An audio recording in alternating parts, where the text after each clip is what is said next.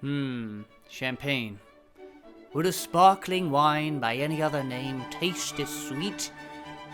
Probably not. Because believe it or not, champagne isn't just a name, and it's not just the beverage of choice of rich people. It is one of the finest wines made in the world, coming from a region that is so incredibly perfectly suited towards the production of sparkling wine, it's no wonder they invented it. Let's get to the bottom of champagne, everyone's favorite bubbly, today on this video champagne tasting.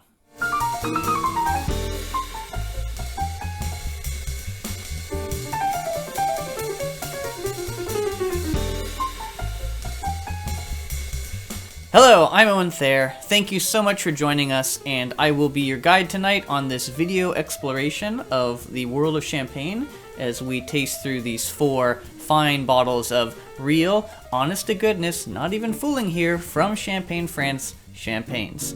Hopefully, by the end of the tasting, you will have learned a few things about this great sparkling region, and you'll have a better sense of why the name Champagne is so strongly associated as the benchmark of bubbly. Before we begin, let's just go over a few little details about how this will go. First off, this is, as you've noticed, a pre-recorded video tasting, so that means that you are completely free and encouraged to go through the tasting at your own pace. You know, if you want to just power through it, do all 4 wines in one sitting without stopping, that's awesome. That's probably how I'd do it. But, you know, if you want to split the tasting up over a weekend, or you want to pause, rewind, go back, revisit, you can do this in any order you want. You can go revisit things as much as you want. I really encourage you to find a way to make this work the best for you, because of course the main thing is here that we all have fun and that we learn something. There's no right or wrong way to go through this tasting, so I encourage you to take advantage of that. We will be drinking through the wines in order, so if you've already skipped ahead and drank everything, you can either stop the video, unless you like the sound of my voice, in which case you're free to watch the video on repeat. But for those of you who have not opened your bottles yet, we will be doing them in this order. We're going to start with the Pierre Gimonet Brut Cuit. We will then be moving on to the Marc Hébrard Cuvée Selection, followed by the Louis Nicaille Brut Reserve, and finally, saving the pink stuff for last, the Paul Barra Grand Cru Brut Rosé. So, those are the bottles, that's the order. Make sure these bottles are all chilled and ready to go for when we get to the video part of it, but once again, you can always pause it and come back when the bottles are cold. And lastly, included with your tasting kit is an order form with some notes about the wines. I encourage you, jot your own notes down as you're tasting through, any kind of impressions, perceptions, write them down, because honestly, that's the thing that helped me the best as far as understanding wine, was when I started writing things down, that's when things started to click and I was able to remember things more. But that aside, also please don't ignore the order sheet, because if you find some favorite wines in this tasting, please fill out the sheet, get it back to Beth at Bayleaf, lock those wines down, because we have a limited supply of the full bottles of the wines we're tasting today. And so if you have something you like, something that you want to pour at Thanksgiving for the holidays, grab it before someone else does, because there really isn't that much to go around. So just that little bit of a warning. Don't sleep on it. If you like something, grab it. You only live once. Now, without further ado, let's get to the main event. Take out that bottle of Pierre Gimonet Brut Cuit, and let's get ready to open it. Alright, we're about to open our first bottle, but before we get to that, I promise we're going to get to it soon, but I do want to go over the difference between a big house champagne and a grower champagne, because everything we're tasting tonight is in that grower champagne category. And what a grower champagne is a champagne that's made by the people who actually grow the grapes, which sounds kind of obvious, but in champagne, that's actually pretty unusual. For most of its history, almost all of the champagne that you see in the market is made by just a handful, a few dozen of these big, large houses that would buy the grapes they make their champagne from all these different smaller growers. There's something like 19,000 individual growers in Champagne, and Champagne's not that big of a region. It's just all the vineyards are broken up very small. And so recently, in the last 100 years, and especially in the last 30 years, there's been a big movement for growers to start making their own champagne. And I think this grower movement is just absolutely fantastic.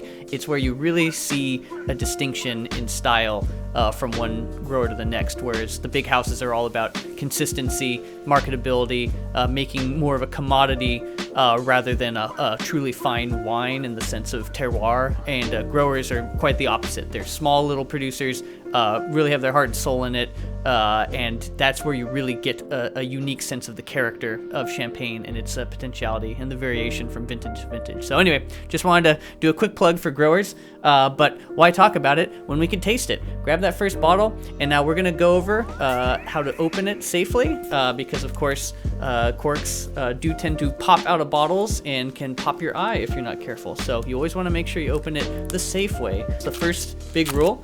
You take the foil off, and this little metal thing, the wire cage, once you untwist this thing, the bottle is live, so once it's untwisted, you do not want to ever take your thumb off the top.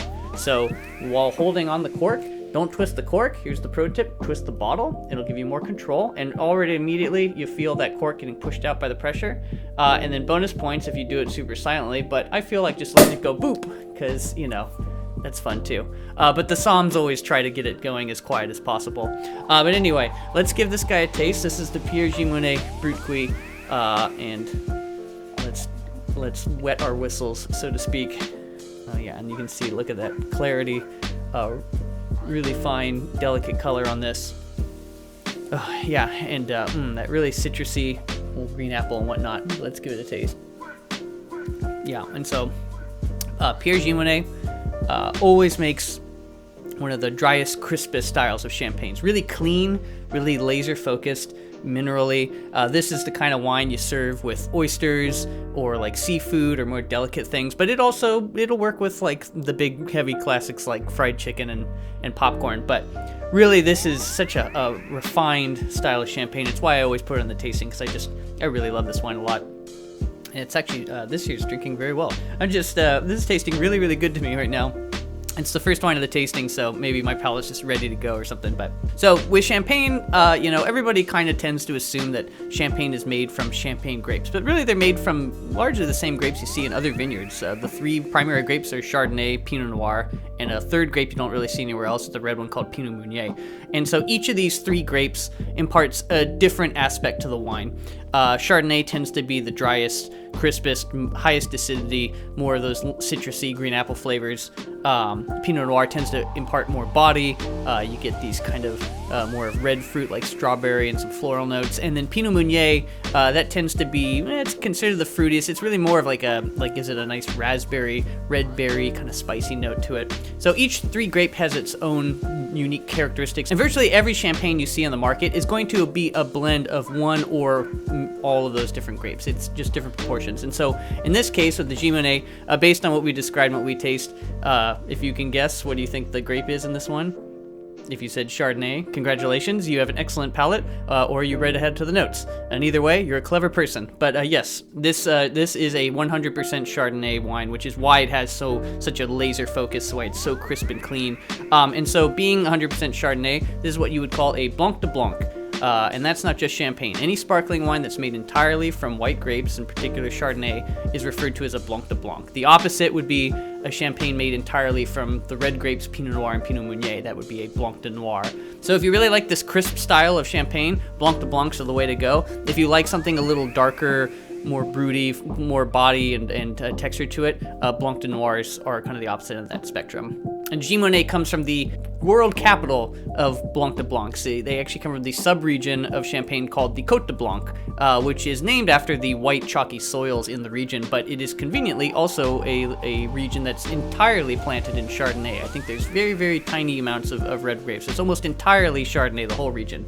So it's convenient to remember Côte de Blanc, that's where they got lots of white grapes. And Gimonet sits at the coolest and most northern site within the Côte de Blanc. So it's a region known for dry, crisp wines, and this is a particularly dry and crisp example of that.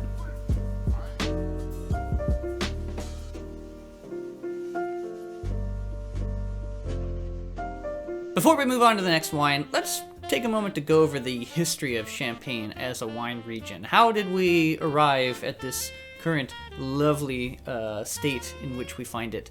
Well, the answer is, before it was the greatest sparkling wine region in the world, it was just a normal wine region, making still wines. They made still wines, non-bubbly wines for centuries before they became famous for the bubbles. And it was actually considered to be a problem that the wines kept getting fizzy. And what was happening was Champagne is very far to the north. It's very cold there. It's right on the edge of where grapes can ripen fully.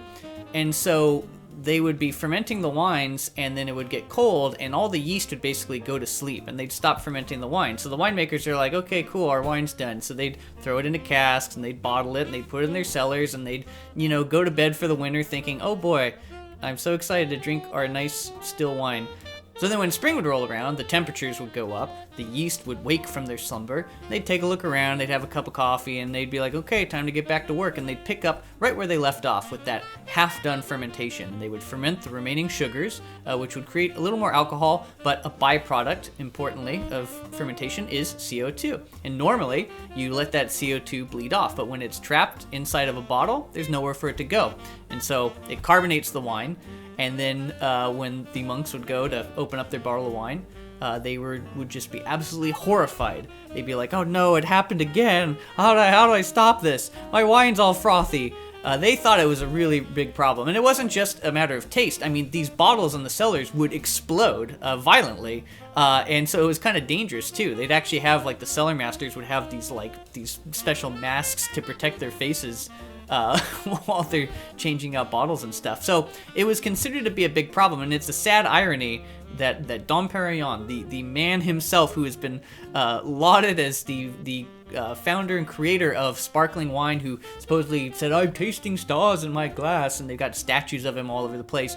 He hated the bubbles. He spent his entire life trying to figure out how to prevent the bubbles from forming, and his major contributions was figuring out how to blend different parcels and increasing quality of harvest and all that stuff. He was very important to the Champagne region, but he absolutely hated the bubbles and would be so mad to discover his name was right there on the label of one of the most famous champagne sparkling wines in the world. So the French, the Champenois, hated the bubbles, but not everyone hated it. And it wasn't until stronger glass bottles were invented in Britain that they were able to start exporting. And the British actually thought it was really cool, this fizzy, frothy little wine. So they started bringing it in, and eventually it sort of caught on, and people developed a taste for this frothy wine. And the French caught on. The Sun King Louis XIV loved champagne. He thought it was fantastic. And Napoleon Bonaparte actually was a very good close friend of the Moet family before his rise to power.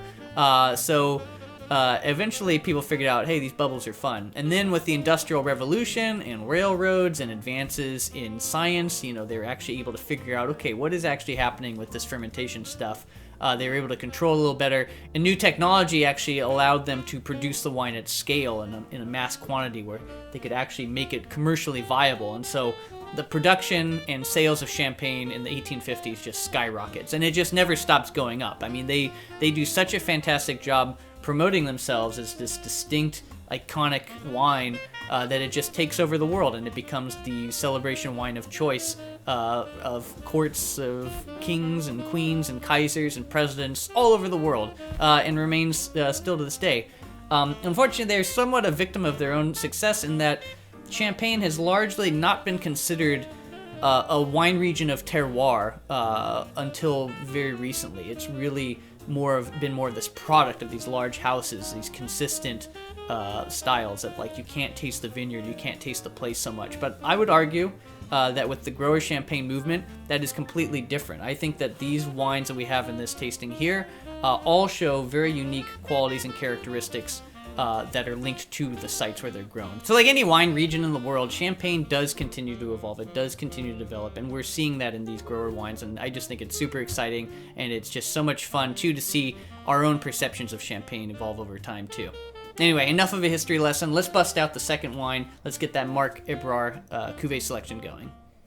All right, let's not hesitate. Let's give that Marc Ebrard a pop.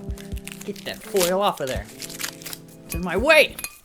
Twist, twist, twist, twist, twist, twist, twist, twist, twist, twist. Come on, come on, come on, come on, come on. And now we do it Psalm style. Let's see how quiet I can get. I'm gonna get it right up next to the microphone. Who has time for this?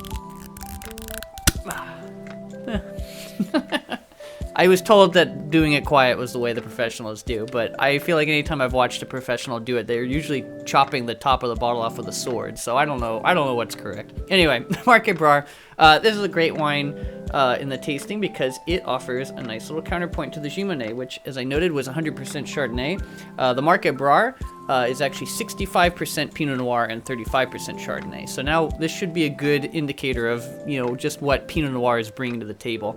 And so the Market Brar is actually from a different sub-region. They're not from the Côte de Blanc, of course. They're actually from a place called the Vallée de la Marne, which is really known for their red grapes, especially Pinot Meunier, but they make a lot of fantastic Pinot Noir there as well. And right off the bat, and maybe it's because the lights, I've got the blue light instead of the yellow light, but this looks like there's a little bit more color in this. It's a little bit deeper. It's not quite as clear as the Gimone, which you'd expect because Pinot Noir, of course, is a red grape. So, we'll talk about that more in the rosé section, but, you press the juice off, you don't get any color from the skins, but you still get a little bit of color.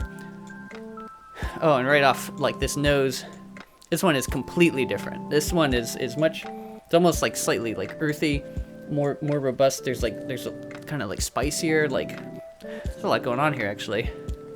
A little bit like toastier too. So that's cool. Yeah, and you see it has a lot more weight and power and structure on the palate than the Gimone, which, like I said, was really crisp and clean and clear. This is a much darker, meatier style of champagne. So this is kind of like this is the guy that's going to pair up with everything really well, especially things that are a little bit more robust themselves, even potentially things that are a little bit spicier, a little bit, there's a lot of versatility here. And, like I said, there's red fruit notes, but they're zippier. It's like, no champagne is really going to be off the charts fruity. When they're talking about fruit, they're usually talking about zippier, tangier fruits like wild berries, things you'd pull off of a thicket while on a walk in the woods or something like that. Not necessarily something you'd grab at Jamba Juice, So during the history section, we covered a little bit about these accidental secondary fermentations in the bottle, but what is the actual champagne method? What is the system of getting a wine into this miraculous form? And so it is a bit of an involved process. It is called the champagne method or the traditional method. And, like all wines, it starts with a still wine harvested from a vineyard. They make a very simple little wine called the Vin Clair, which is lower alcohol, really, really tart because, like I said, champagne's right on the edge of where grapes can get ripe. So if you just drank the Vin Clair, it's pretty intense. You wouldn't really want to drink it on its own. So it's what comes next that transforms it into this wonderful, magical beverage we call champagne, and that is the secondary fermentation. So they take the Vin Clair, they throw it into the bottle, they add a little bit more sugar and yeast, and then they cap the bottle, stick it in the cellar, and then they leave it alone in the deep, dark cellar for years. And during that time, the fermentation starts up again. The yeast starts eating up the sugar and starts crapping out alcohol and CO2, pardon my French. Once again, that CO2 can't go anywhere because it's trapped inside the bottle. So the only thing it can do is it can dissolve into the solution, into the wine itself.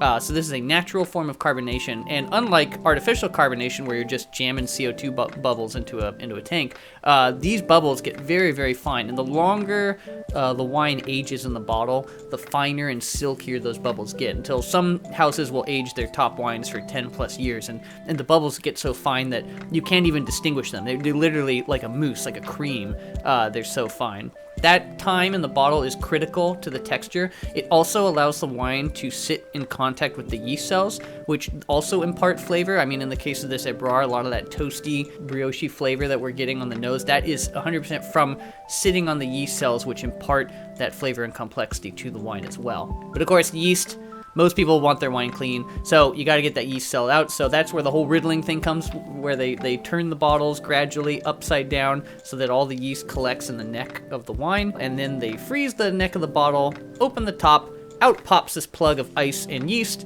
Then they top it off with a little more wine and a little bit of sugar, which they call the dosage. And so this sets the final dryness level for the wine. And that's when you see brut or extra dry on the label. That's referring to the dosage, how much sugar was added in that last step. And it gives you an idea of how dry it is. But I would argue people have gotten really fussy about dosages lately. It's like all about the lowest dosage is perceived as better. I want you to dismiss the idea that more sugar necessarily means sweeter and lower quality. It's not about making the wine sweet. Anything at the brut level is going to be quite dry.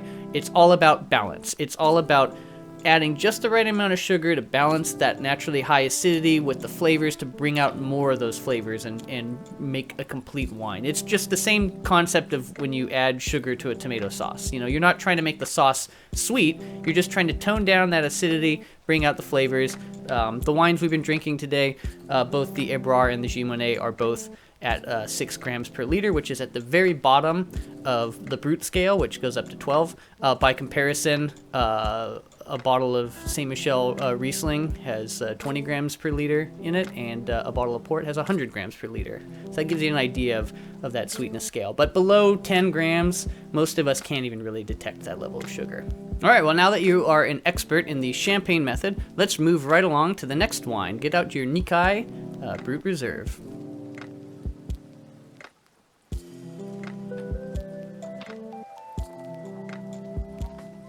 Okay, so up next, yeah, we got the Nikkei. I'm sorry, this is a wine I've never quite been able to pronounce correctly. I think it's Nikkei. This wine is also from the Vallée de la Marne. It's actually from the little village of Auvilliers, which is where Dom Perignon is from. Bless his heart.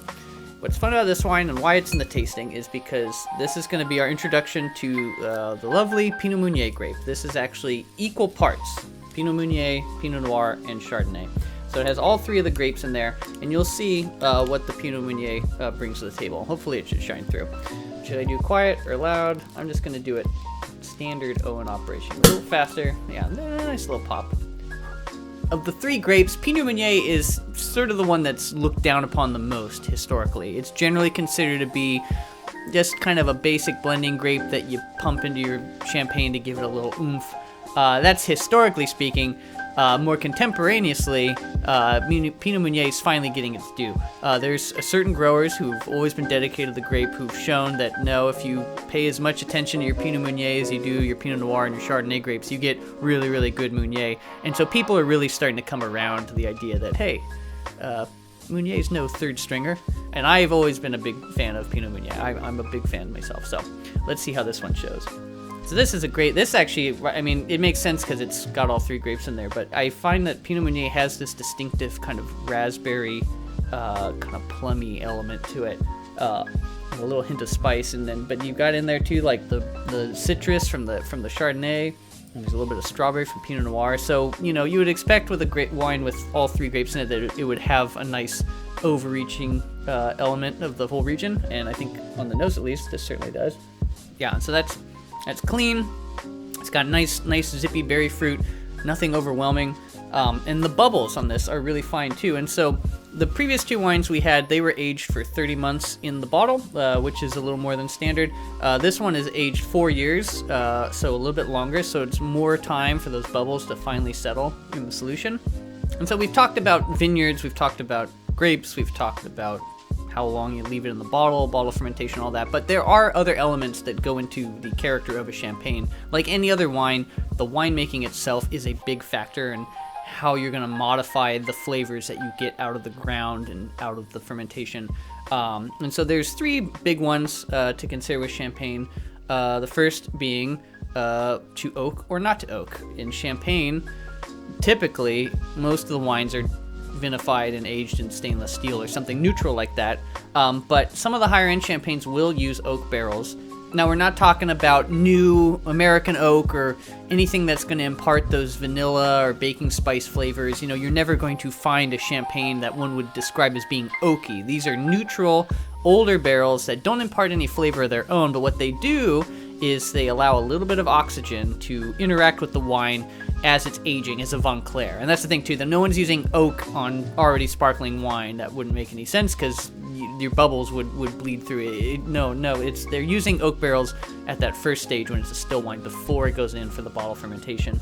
And so what the oak does, that extra oxygen exposure, gives it a little more texture, kind of mellows the acidity out, brings it down into balance a little bit. And it's usually something you only see in the more expensive wines. But this Nikkei Brut Reserve, this actually sees partial time in barrel, which is pretty unusual for a wine at this price point. Another thing that a winemaker will consider is malolactic fermentation, which is most notably and notoriously recognized in California Chardonnays. It's what makes a Chardonnay become a butter bomb, is when you go through full malolactic fermentation in a region that's already actually producing very ripe fruit. In Champagne, the fruit does not get very ripe. So when these go through malolactic fermentation, the effect is much more subtle. And so what malolactic fermentation is it's a process where a certain bacteria will munch up the malic acid, which tastes like tart green apples, which is naturally present in the wine, and they'll produce lactic acid, which is a much softer, mellower style of acid. So it's just a way to kind of bring the intensity down on a wine if it's too acidic, and Champagne being Champagne, those wines are all quite acidic. So once again, most Champagnes will undergo full malolactic, and the previous two wines we tasted, the Gimonet and the Ebrard, both went through malolactic. But once again, the Nikkei is doing it different. They do not go through malolactic fermentation on this wine. And I would assume that the reason for that being is, once again, it's all about balance. The winemaker is thinking, I'm going to use oak barrels. That's going to have a mellowing effect. And they're also doing a longer time in the bottle with the bottle fermentation, which is going to help mellow it out. And then also just the blend, Pinot Meunier, the grapes they feel like are probably ripe enough that they can stand on their own, that they're going to have the right balance of acidity and fruit, that you don't need to mess with it with the malolactic. So in the case of this wine, malolactic is restricted. Once again, I encourage everyone, don't think of these things as being like one is good, the other's bad. It's just one of many facets of winemaking, and it's all about balance. All right, let's continue marching along the rainbow. Let's bust out that last wine, the Paul Barra Rosé, and see what a pink bubbly is all about.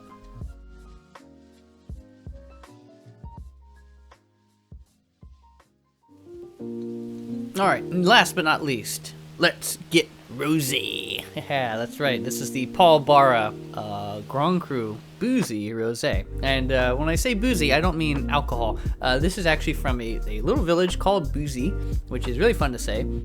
It's in the third region we haven't covered yet, the Montagne de Rhum, which is sort of the capital of Champagne. And Boozy in particular is actually one of the few regions that consistently makes still red wine because the vineyard quality is so high. The grapes tend to get ripe enough that you can actually get away with making still reds, which you don't see very often, and they're quite good. They're very dry. But in the case of their sparkling wines, this is Pinot dominant. This is 80% Pinot Noir. The remainder is Chardonnay, and actually 12% of that Pinot Noir that they have is red wine that they've blended into it. So in this case, the way they've made this wine pink is they've blended some red wine into it. It's not really something you ever see anywhere other than Champagne.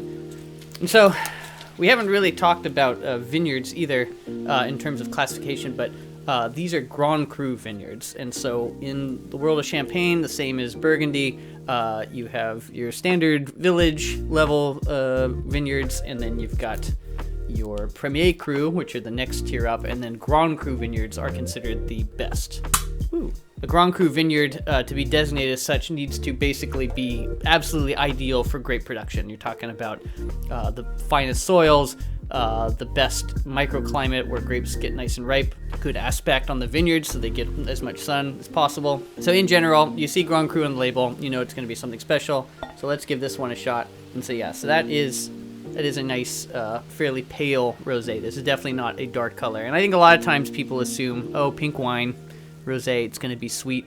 Absolutely not the case, especially in Champagne. Oftentimes the rosés tend to be even drier, but you tend to get more aromatic components in the nose due to the extra skin contact. And yeah, right there, this just has so much more. There's like strawberry, a little black cherry. I mean, that's just got this nice little extra level of florality to it on the nose. Yeah, and like I said, very dry on the palate there. Very crisp. You get a little more, just like a tiny little bit of tannin from that red wine there. So there's a little more structure to this, but still really lovely and clean on the palate. The bubbles are nice and fine. I mean, this is some really high-class stuff right here. So once again, I encourage you, bust out the Champagne while dinner is being eaten, because Champagne is one of the best food pairing wines out there. It's just absolutely fantastic. It pairs with almost everything. It's got acid, it's got fruit, it's just fantastic. This is a particularly sophisticated bottle. Being from a Grand Cru vineyard, that's not totally surprising. Also, Paul Barra, they've been around since 1860, which is a very long time for a grower. Like I said, most of these growers were just growing grapes and selling them to the big houses until the last like 30, 40, 50 years. So the fact that these guys have been doing it for 150 years is pretty incredible, and that's still all family owned. I mean, that's like, 5, 6, 7 generations right there. And so when we're drinking rosé wine, of course, the question is always like, how do they make it pink? And like I said, in this case, they just mix some red wine in there, and that's pretty unusual. Usually most rosés, the skin contact is where the color comes from. The juice of a grape, whether it's a red grape or a white grape, it's all white juice. So if you want to make a red wine, you have to soak the juice in the skins of the red grape to pull color out of the skins to impart the red color to the grapes, and that's where you get all your tannins and your phenolics and whatnot. So if you just want to make a rosé, in general, what you'll do is you'll press the red grapes, let them sit with the skins for just a little bit, like say like 12 hours, maybe a day, if you want to get a little darker, and then you get the juice off the skins. That would be the typical way of doing it. Another way of doing it is something called the Saignée method, which oftentimes you do in regions that are making red wine, where there's a trick to make your red wines a little darker. You just drain off some of that juice while they're soaking in the skins, and so you get even more color. So that juice that you drain off, that then becomes a rosé that you put in. That's Saignée method. And those tend to be darker, tend to have more powerful fruit aromas, and that happens a lot in Champagne as well. But like I said, sometimes they just take some red wine and blend it in there, and you don't really see that anywhere else in the world. I'm not totally sure what the history or the reason why Champagne does it, and it's considered high class, but if my dad does it at home when he just mixes a little red wine into his not quite empty white glass and calls it rosé, that's totally uncouth. Just different worlds, I guess. I don't know, but I can hardly argue with the results. This is a lovely, sophisticated and delicate style of champagne right here.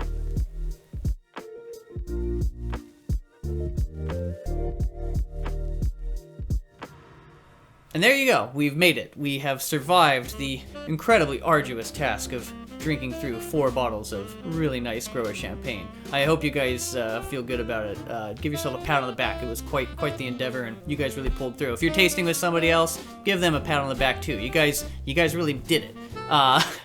I, for one, just want to thank you guys. This is so much fun. I love talking about champagne. I love drinking champagne, but more than anything, I like to share champagne with people who are as enthusiastic about it as I am. And I think you guys who buy this video tasting every year, I think you guys are probably the most enthusiastic of the bunch. So thank you, thank you, thank you. One thing in conclusion, I will say, once again, those order forms that we have in the tasting kit, those are not just fodder for your kid's mouse cage or something like that. Please take a look at those sheets. Fill them out. If there are bottles that you liked in this tasting and you want to get some full bottles, we have a limited supply at special pricing, so you're going to want to secure those right away, because much like last year and the year before, the yields were really poor in the last several vintages of champagne, and so there is going to be a little bit of a champagne drought. Not that you're not going to be able to find it, but these particular bottles, if you want some of them, better to grab them now, have them ready to go for Thanksgiving or the holidays or New Year's, than being disappointed thinking, oh man, I wish I'd gotten that bottle and now it's sold out, and now all I have is this YouTube video to remind myself of how good the bottle was. So don't make that mistake. Get the stuff you want. Beth will help you find other things you like. You know how she is. She's great. You guys are great. I am now at the point in the night where I'm rambling, so I'm just going to call it quits. Thank you so much, all of you, for joining, and I look forward to seeing you guys next year. And of course, have a happy, happy new year.